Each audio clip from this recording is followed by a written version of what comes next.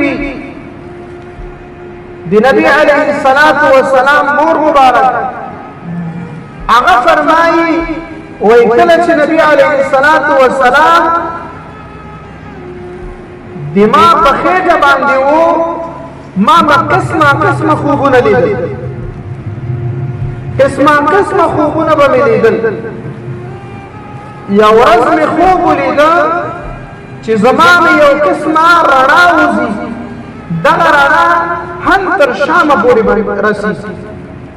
تر شامه پورې رسي او دما دغه حمل ما ته داسې ویل کېږي چې اے آمینې د تا په خېټه کې چې کوم ماشوم دی یعنې تا حمل کړی دا د امت سردار محمد رسول الله صلی الله علیه وسلم یعنی چې کله دا پیدا سو د ده نوم به ته محمد کېږي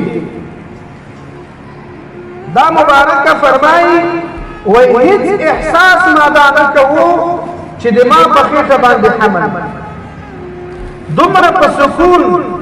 دومره په اطمینان او دومره په نورانیت باندې ما د خپله زندګي کوله چې ما ته هېڅ معلومات نه کېده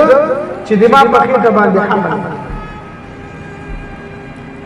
خو کله چې دی مبارک پیدا سو یو قسم ته رڼا وه چې د دغې رڼا شغلې هم تر شامه پورې رسېږي یعنې دومره